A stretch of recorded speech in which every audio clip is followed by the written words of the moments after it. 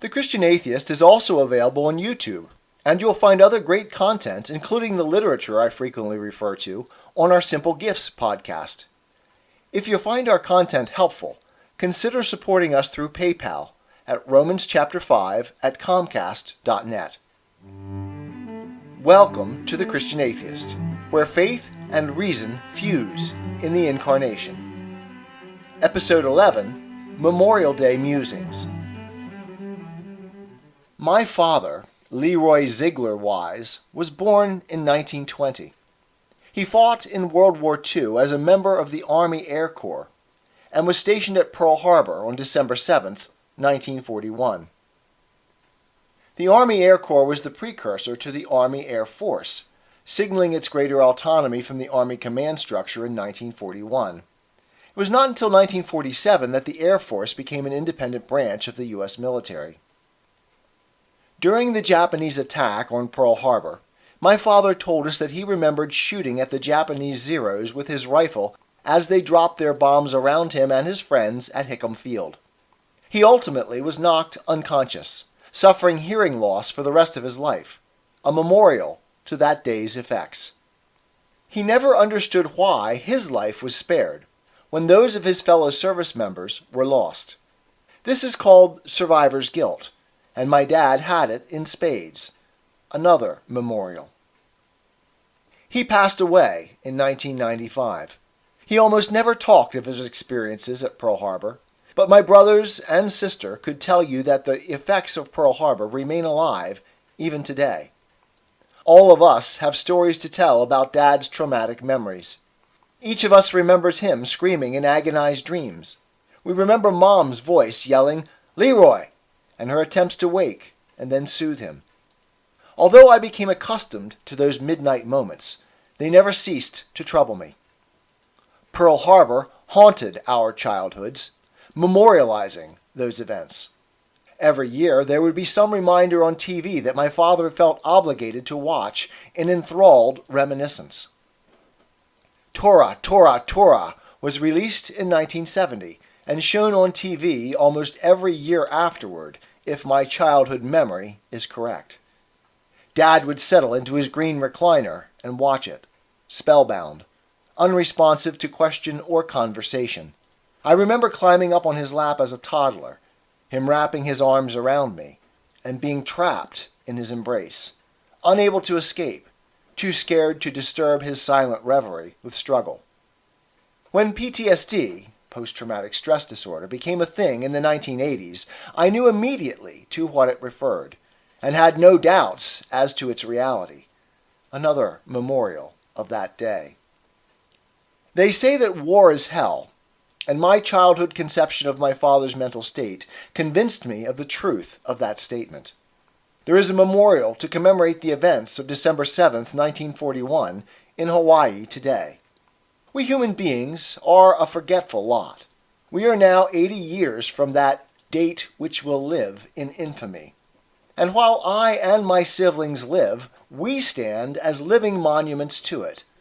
But our children and grandchildren are so far removed that in terms of living effects, Pearl Harbor is virtually forgotten, unless we erect more permanent remembrances of it. It was philosopher George Santayana who remarked that those who cannot remember the past are condemned to repeat it. Our ability to forget is both blessing and curse. If we had to relive our past traumas as present agonies, most of us could not live at all. So, as in most things, it is the proper balance between memory and forgetfulness, like Aristotle's middle path, that maximizes the quality of our lives. God intends that we remember those milestones that, forgetting, would cause us to repeat our past failures. But we are also to recall that through the suffering, God was good and faithful. Throughout the Bible, He instructs His people to set up memorials to recall His faithfulness to us, His love for us, His provision for us. The cross serves this dual purpose, reminding us of the suffering, the agony of our failures, and their price, but also of God's provision, the ram in the thicket substituted for us. This dual aspect of memorials is the axis on which the polarity of human existence spins. History centers on Jesus Christ because he is the God-man, the individual unity of real and ideal, memorializing all our failures in his individual humanity, and by that memorial, ensuring the future, the eternal. As in all things in God's universe, the sacrifice is mirrored at all levels of existence. The cycle of death and rebirth, the spring that follows the winter, the sacrifice of parents for children, and the lives of our men and women in uniform, all point to the apex memorial in Christ's death and resurrection. My father continued to live, bearing within himself the death of his friends, while providing for and giving his life to his family. Today, I remember, we remember, Leroy Wise, our father, along with the 121 men killed at Hickam Field, the nearly 300,000 killed in World War II, the 750,000 killed in the Civil War, those who died establishing our country in the Revolutionary War, and all who served and serve since.